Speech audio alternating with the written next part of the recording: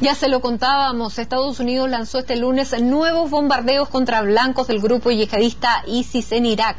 Más de 600.000 personas han tenido que abandonar la zona del conflicto, y para conversar sobre este tema nos encontramos a esta hora con el analista internacional Raúl Sor, a quien le damos las gracias por haber venido aquí a CNN Chile. Raúl, bienvenido. Hola Matilde, un placer estar aquí. Bueno, Raúl, tenemos conflictos en el Medio Oriente ya desde hace un par de meses, conflictos importantes. Uno es lo que está ocurriendo en la Franja de Gaza, que la gente lo tiene más o menos claro. Hay una tregua, ya vamos a hablar al final tal vez de esta conversación de ello, pero nos queremos centrar en lo que está ocurriendo en Irak. Nos llegan todos los días imágenes tremendas de este grupo yihadista que está haciendo más o menos una masacre. Muchos lo califican como un genocidio de población civil, mujeres, niños. Hemos visto imágenes que no hemos podido mostrar por la crudeza con la que están actuando. ¿Qué es lo que está ocurriendo hoy en Irak? ¿Quiénes son este Estado Islámico que está cometiendo estas atrocidades y por qué no se puede frenar? Bueno, tú sabes que ya llevamos más de 3 años, vamos a 3 años y medio, de una guerra civil en Siria, que ha sido atroz, que ha dejado unos 170.000 muertos. Y en esta guerra civil hay una serie de grupos que están luchando, son sunitas frente a un gobierno chiita. El gobierno de Bashar al-Assad, que está el gobierno en Damasco, es un gobierno apoyado por Irán, chiita, y los sunitas, que son la mayoría en Siria, comenzaron a rebelarse hace 3 años y tanto contra este gobierno. Y en esta guerra civil surgieron distintos grupos, y uno de los grupos es un grupo yihadista, y cuando decimos yihadistas quiere decir que tienen una visión extrema del Islam, y yihad es sinónimo de guerra santa, y declaran una guerra santa contra los impíos, contra todos aquellos que no profesan su religión, el Islam. ¿Qué es este grupo ISIS? Exacto, y inicialmente se llaman ISIS, el Estado Islámico en Siria y el Levante, y a eso le llaman ISIS. Pero este nombre se lo han cambiado últimamente para no ponerse demasiados límites, entonces dicen Estado Islámico, y lo dejan abierto. Y ese Estado Islámico podría eventualmente tomar partes de Líbano, tomar partes de Jordania, podría ser bastante expansivo, quién sabe, incluso algo de Arabia Saudita. Por lo tanto, sí representa una amenaza muy grande para los gobiernos establecidos. Pero resulta que Occidente, muy comprometido en la lucha contra el gobierno sirio en esta guerra civil, empezó a brindarles mucha ayuda a distintos grupos, trató de no ayudar en la medida de lo posible, y es muy difícil discriminar en estas circunstancias porque las armas pasan de un lado a otro. Discriminar quiénes son los buenos, entre comillas, exacto, de los no buenos. Bueno, diríamos que los buenos serían los moderados, es decir, aquellos que quieren el poder político y punto, de los malos, que son los que mezclan la política con la religión y tienen una posición intransigente. Y si tú quieres, hasta cierto punto, lo que aspiraban en esta guerra contra Siria, Siria era la entrada, el plato de entrada contra Irán. Siria es el único aliado que todavía tiene Irán en el Medio Oriente. Por lo tanto, tumbar al gobierno de Bashar al-Assad era un objetivo. Bueno, a río revuelto, ganancia de pescadores. Y estos fundamentalistas lograron ganar posiciones y han ido controlando una parte muy importante de Siria. Ahí acumularon la fuerza y de ahí se han trasladado a Irak. Exacto. Ahora hemos visto imágenes extremadamente crudas. ¿A qué se debe esta violencia que están utilizando, sobre todo con la población civil? Hemos visto imágenes de mujeres, de niños masacrados, de niños también participando en esta guerra. ¿Por qué esta violencia que parece ya casi bíblica, prebíblica, que no podemos explicar? Tu adjetivo está muy bueno, es bíblica, en el sentido de que ellos tienen un precepto religioso y consideran que quienes no comparten su religión son impíos, y piensan que los chiitas son impíos, es decir, que son islámicos también. Pero la población de yazidíes ha sido la que ha sufrido más. ¿Quiénes son también estos yazidíes de los que no habíamos escuchado nombrar masivamente? Yo diría, me atrevo a decir que nunca.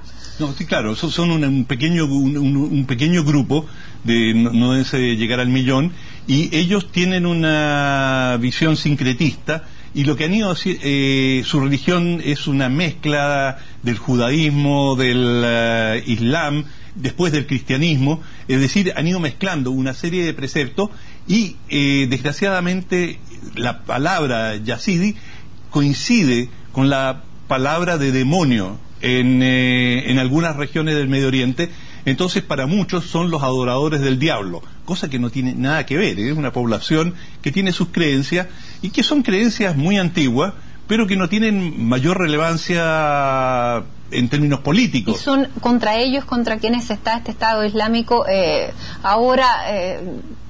¿Tienen su blanco sobre todo contra ellos porque están en Irak o porque son ellos? No, yo creo que no discriminan mucho. Por ejemplo, si tú ves lo que ha sido la situación en Irak, la cantidad de bombas que han puesto en lugares chiitas, en mezquitas, en mercados, es decir, donde está circulando gente absolutamente inocente haciendo sus compras. Bueno, y la población cristiana también. De hecho, el Vaticano ha enviado un enviado especial a la zona y se está no sé si justificando es la palabra, pero llamando a controlar a través de la ONU, ya del mismo Vaticano, a este grupo islámico que está ocasionando esta guerra. ¿Qué tan controlable? Muy perseguido, y de hecho la población cristiana en Irak ha ido disminuyendo permanentemente, y especialmente en esa área, en el norte del país, donde, digamos, hay una minoría, dentro, así como los yazidíes, están los asirios. Y buena parte de los asirios, imagínate de cuán antiguo estamos hablando, ¿verdad? Esto realmente nos evoca la Biblia. Bueno, la mayoría de los asirios son cristianos, y hay una persecución muy brutal contra los asirios. Estados Unidos quiso salir de Irak. Irak fue una pesadilla para Estados Unidos. Sin embargo, ahora estamos viendo al presidente Obama que está apoyando nuevamente al gobierno de Irak contra este grupo y este Estado Islámico. ¿Hasta dónde va a llegar Estados Unidos y la comunidad internacional para frenar este genocidio? Yo creo que Estados Unidos tiene claro de que puede hacer mucho, pero no lo puede hacer todo. Vale decir, ellos están dispuestos a dar lo que están haciendo, cobertura aérea, atacar al Estado Islámico, a sus militantes, pero no están dispuestos a colocar tropas en tierra. Y creo que con razón, de que este es un tema que los iraquíes, los kurdos y aquellos que están opuestos tienen que resolver. Este es un problema de Irak. Estados Unidos los puede ayudar, les puede dar armas, pero en los años que estuvo desde el 2003 hasta ahora, Estados Unidos no resolvió el problema. Entonces Obama con razón se pregunta, bueno, ¿y qué va a cambiar si mandamos tropas de nuevo? Nos ha costado un mundo retirarnos, y si volvemos a entrar, vamos a estar de nuevo con el agua al cuello, y los iraquíes no van a asumir sus responsabilidades, digamos, el gobierno iraquí, y por eso hubo la semana pasada un virtual golpe de Estado. Y tiene el poder al primer ministro Maliki. Sí, por eso tiene el poder el gobierno iraquí para poner el control sobre este grupo, este Estado Islámico, que aparentemente es muy rudimentario, Raúl. Sí, yo creo que el primer problema del gobierno iraquí es el político, es decir, generar una unidad, y por eso sacaron al Maliki del gobierno como primer ministro, porque él no fue capaz de articular una alianza con los kurdos, con sunitas moderados. En el interior del Estado Islámico están peleando distintas corrientes, y una corriente muy importante son los ex-sadamistas, los que eran partidarios de Saddam Hussein. Y ellos apoyan, porque tienen reivindicaciones propias, porque ellos fueron marginados y por lo tanto están combatiendo junto con ellos. A mi parecer, el Estado Islámico no se va a consolidar, es hasta cierto punto un volador de luces, en el sentido de que el grueso de la sociedad iraquí es una sociedad bastante secular.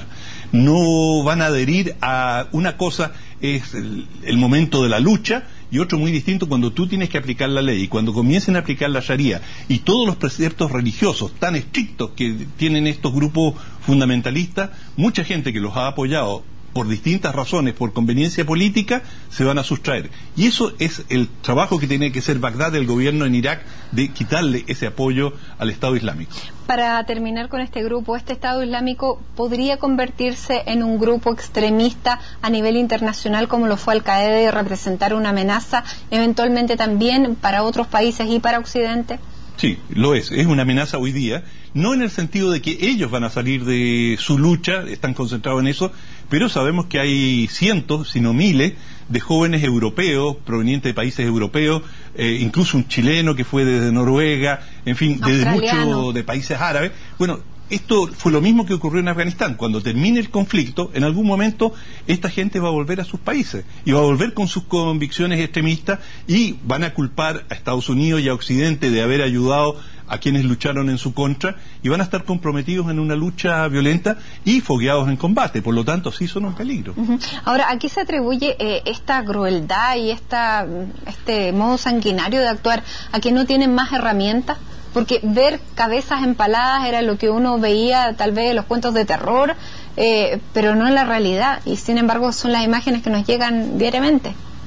Bueno, hay, yo diría, un país como Irak, que ha estado sometido a la violencia prácticamente desde el año 78 sin parar. Primero en una guerra con Irán durante 8 años, después invadieron Kuwait, después finalmente fueron invadidos por Estados Unidos en el año 2003. Y hay una lucha, pasaron por una guerra civil atroz dentro de Irak, ¿no?, entre chiitas y sunitas.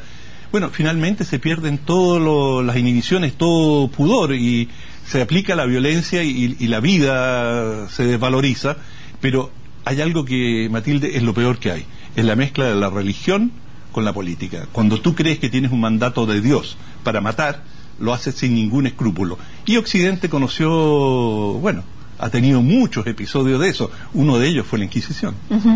Bueno, pasemos a revisar el otro conflicto del que nos hemos ocupado ya a partir del 8 de julio, cuando ya se desató, que es el conflicto en Gaza. Estamos viendo que estamos viviendo la tregua tal vez más larga y se están realizando estas negociaciones, siguen en conversaciones. ¿Podemos esperar una tregua más larga o tal vez, no sé si llamarlo paz, pero un aquietamiento de un cese del fuego más permanente? Sí. Sí, yo creo que, bueno, lo que están haciendo es negociar y, por supuesto, los gazatíes tienen una demanda fundamental, que le abran las puertas, que puedan entrar y salir de la franja.